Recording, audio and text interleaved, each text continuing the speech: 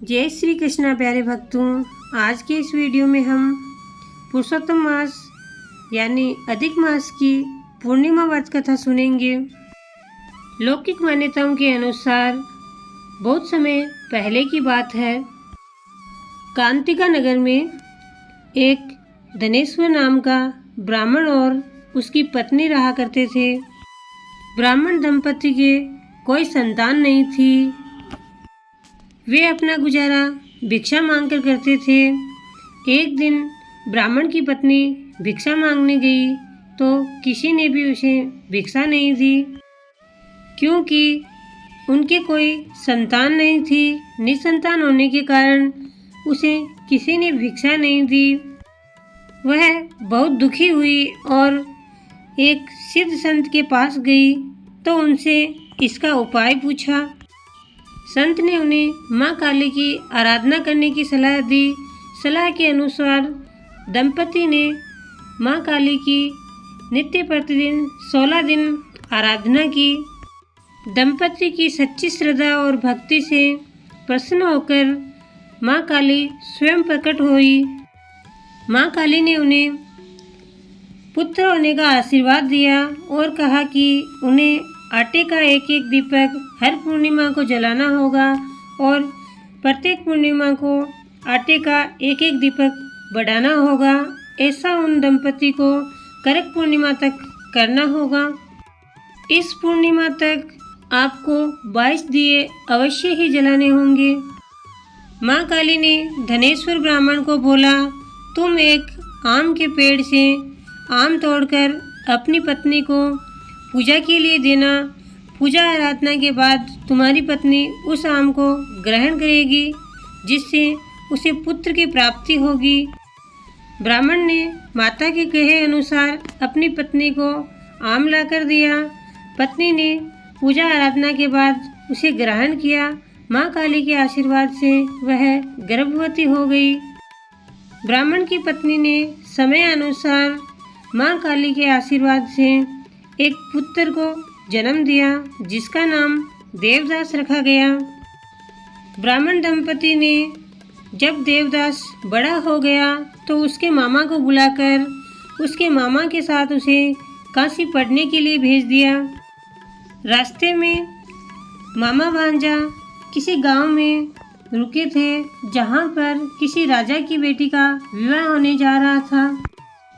विवाह के लिए जिस लड़के को देखा गया था वह कोई और था, और जिसका विवाह राजा की लड़की से होने जा रहा था वह लड़का काना था।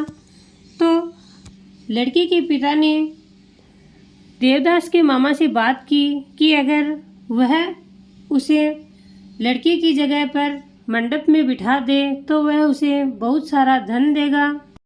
देवदास का मामा मान गया और देवदास का विवाह राजा की लड़की के साथ हो गया। देवदास ने राजा की लड़की को सारा सच बता दिया और बोला, यह विवाह प्रपंच वर्ष हुआ है। लड़की बोली, विवाह जैसे भी हुआ हो, आपसे मेरा विवाह हुआ है। आप मेरे स्वामी हो और मैं आपकी अर्धांगिनी हूँ। तो देवदास बोला कि मेरी आयु बहुत कम है और तुम्हारा भविष्य क्या होगा।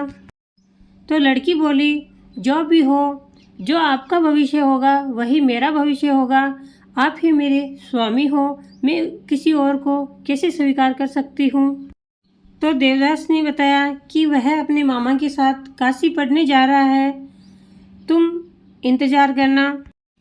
लड़की ने सारी सच्चाई अपने पिता को बता दी और जहाँ विवाह तय हुआ था उस लड़की के साथ जाने से इनकार कर दिया।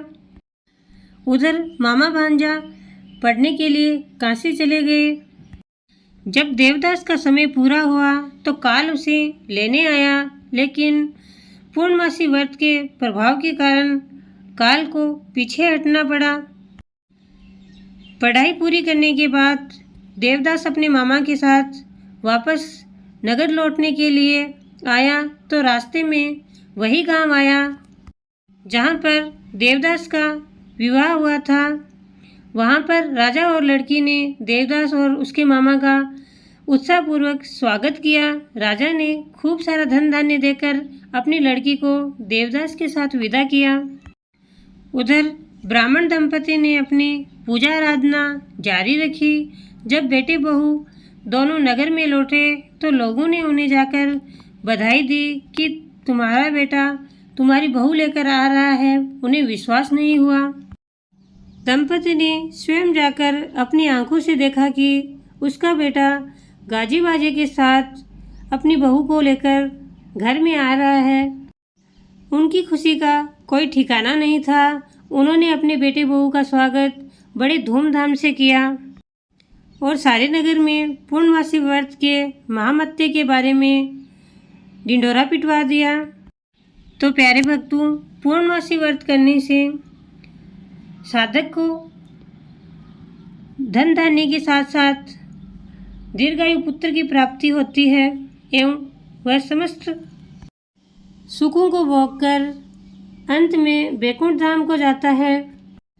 बोले भगवान विष्णु की जय, बोले सत्यनारायण भगवान की जय।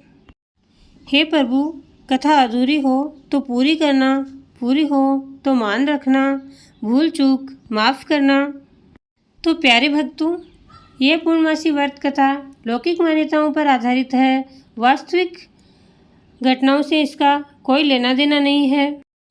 अलग अलग स्थानों पर यह व्रत कथा अलग अलग रूप में प्रस्तुत की जा सकती है या अलग अलग मान्यताओं पर आधारित हो सकती है।